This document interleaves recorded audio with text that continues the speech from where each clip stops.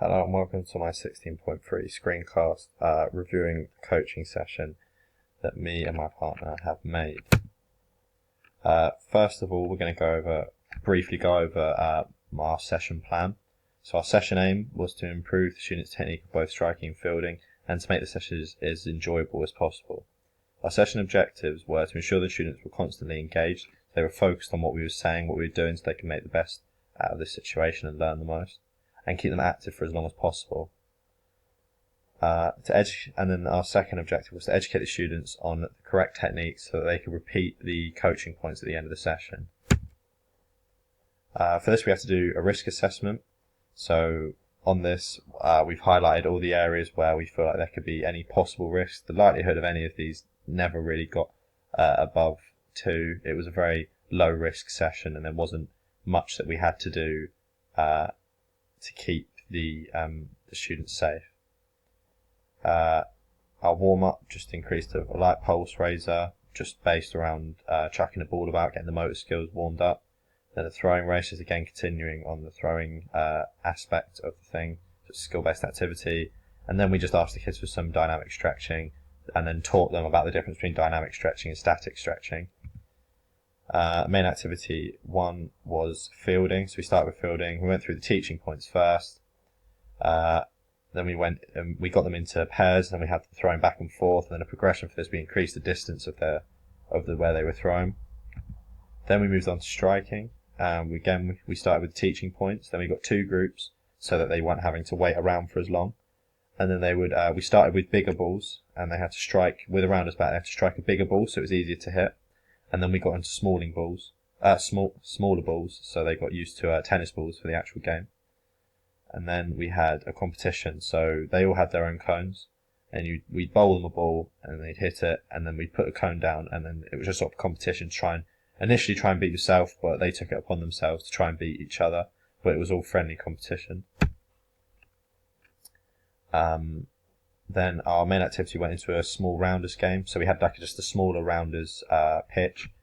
It was a smaller ring, so they didn't have to run as far, and it means that we didn't need people on the stumps. We said you couldn't get out, so you couldn't get stumped out, you could only be caught out is the only way you could go out, but differently, you've got some personal points at the end, which we compared at the end of the session, so you got 3 points for a perfect technique on striking or fielding, and there was 2 innings per team, so that everyone got a go at batting and everyone got a good go at fielding. And then for the cool down we did a walking race. This just gradually reduced their heart rates and it prevents blood pooling. Then we get them to do a shakeout, just shake everything around. They're young students, it's just something that we thought would work quite well in our session. Then we went through some static stretching, because obviously we'd explained at the beginning of the session the difference between static stretching and dynamic stretching, why they were used at different times and how each one could be useful. So again, we interacted with the students, we got them to give us some static stretches, went through the whole body, and just did a few stretches here and there. And then quickly at the end, to me effectively clear up, we planned to get them all to collect 2 bits of equipment each. Now on to the review part. To review our session aims, during the last game, many points were awarded for technique, and we could see a visual improvement. So we did, I feel like on a whole, we did actually meet our session aim, and we could visually see that they were enjoying themselves, and we asked them for feedback at the end of the session, and they all gave positive comments. So they enjoyed the session, and I feel like that they learnt a lot.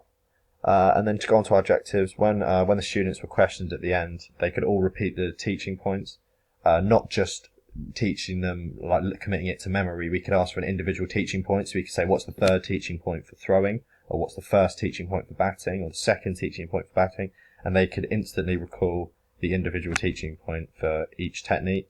So this shows that they had good understanding. Whether they actually improved or not, they all had the means there to be able to continue on and improve outside of the session. There were, however, periods of the session where activity could have been increased, but this was made hard by the focus of the session being rounders. You're not always running around and moving around during rounders, but we tried to make it as active as possible. But there probably were ways in which we could have increased their activity levels. But they were all engaged the majority of the time. There were a few times that we had to bring attention back, but on a whole, they were all very they were all very keen on learning and paid attention to us for the whole session. This is my SWOT analysis of the session. So my strengths for planning, it was each activity led into the next activity through natural progressions. So like I was saying with the throwing activity, they started close together and we were getting them to do the basic thing. And then even though we didn't go on to another different activity, we got them to move further and further away, making it more challenging. So they stayed engaged on the activity and they worked hard to do so. So that was a nice flow as we just gradually got them to go back. We didn't have to bring them in and tell them to go further away. We just said, right, and then everyone take a few steps back. So every throw with successful technique and the other person catches, both partners take a step back, step back, step back until they got to their limits, and then they were throwing to each other from their limits. Also, I feel like with the activities that we planned were created to be at the right level for that age. I feel that was very successful. All the activities were quite basic, but we really put a lot of enthusiasm into the delivery so that they were all really engaged and they thought that the activities were great and they weren't too challenging, so that everyone was able to do them. On the delivery, all the equipment was out ready, so we got all our equipment out in the space ready before the session, and then the stuff we needed to bring out later we had ready all in a box, so that when we had to bring it out it was really quick to just get them all to grab a ball or a bat and we could get on with the session.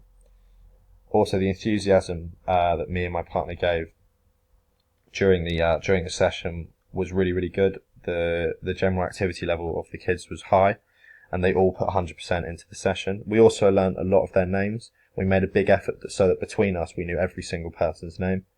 This really helped us connect with the kids. They quite liked us, and that really helped into the whole attitude of the whole session.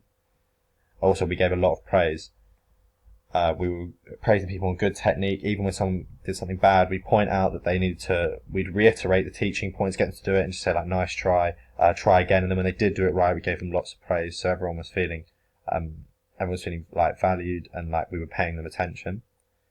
Weaknesses on our planning was that the activities were quite generic. Even though they were made for that age group, they were very basic. We could have thought up with maybe more fun ideas that weren't simply as just throwing or just hitting a ball. So we could have done that. It would have just been a lot easier, a lot better. I think they would have engaged a little bit more. And a longer game at the end. We focused too much of our time in the planning on doing the activities rather than the game. And especially with younger children, like the students we had, they really like that whole aspect of performing in a game. Weakness on delivery would be our timing. We overran a bit the session. We looked at our watches towards the end of the session and we realised that we'd spent way too much time on the first activity and the second activity, and so we sort of rushed through the final game. We were trying our best to give points where they were needed in terms of proper technique and giving praise, but there's probably a lot of stuff that we missed because of the timing. We were really just rushing through this, so they all got a good go at batting and fielding. A second weakness in our delivery was not adapting to some early slips. During the session, during the beginning when we had the throwing race where they would throw the ball out to us, we'd hold it out, they have to run to us, grab the ball, run back to their partner, give it to them. We had a few slips where it had been really dry before and the ground, the mud underneath was really hard.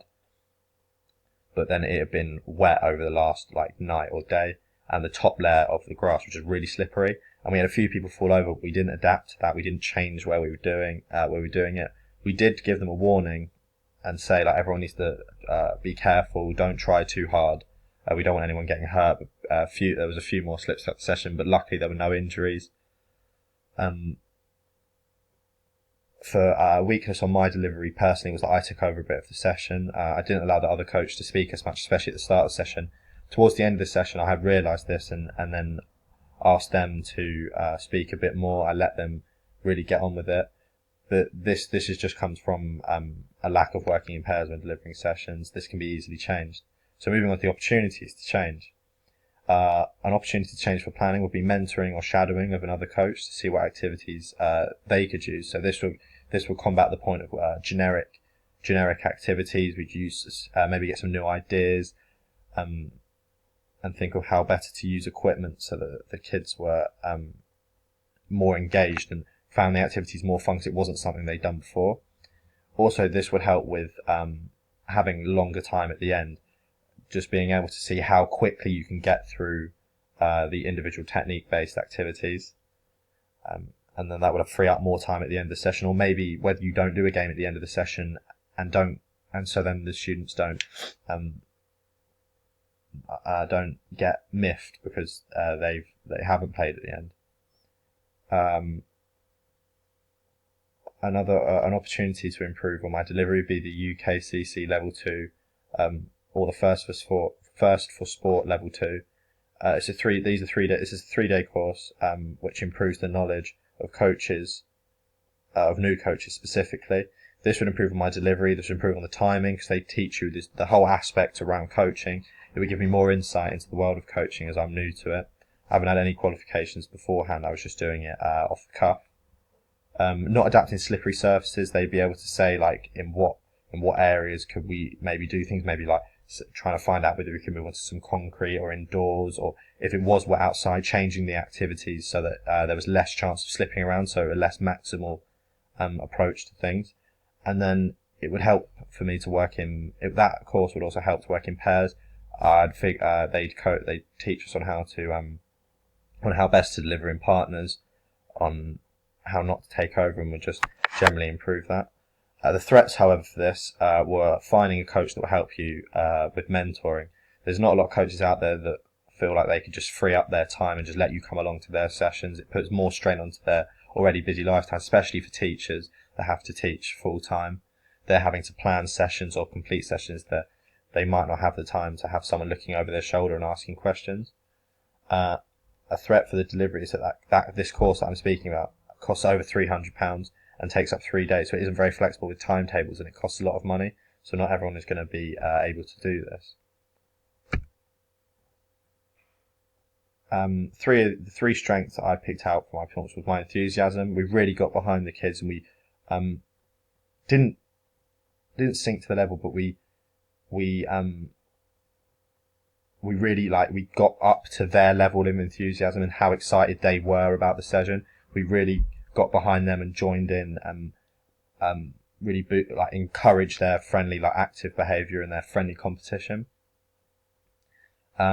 Taking control of the group, that's something me and my partner did really, really well.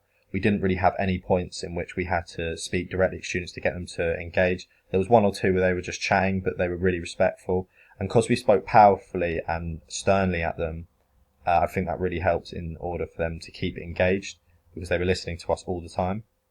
We weren't really pushovers. We didn't let them get on with things. If we saw something was wrong, we'd instantly just get them back on track, back on task, but didn't do it in a way that they got annoyed. We just did it in a friendly way. And this really helps. We learn their names. So we would talk to them by name and ask them, "Oh, come on, mate, let's just get on with the session." And then, and the partner dynamic. Towards the end of the session, when I realised that I was speaking a bit too much, we were speaking in turns. We were looking at one another, and one would start, and then another one would finish a teaching point, or we'd speak sentence by sentence. We were really, really good at working together. My first area for improvement would be my time management. Through this session, as I said before, the session was way too long. We spent way too long on the warm-up and the first and second activity, and then we realised and had to adjust it, but it meant the final game was really, really rushed.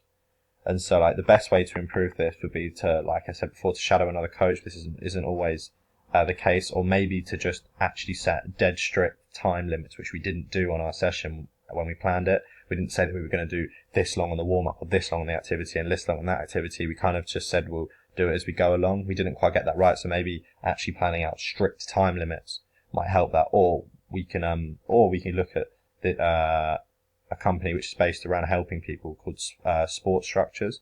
You can call them on the number here, so you can see. And they're just a site that basically helps with all sorts of coaches. They give you different structures on sessions. They offer all sorts of advice and give loads of helpful information for coaches.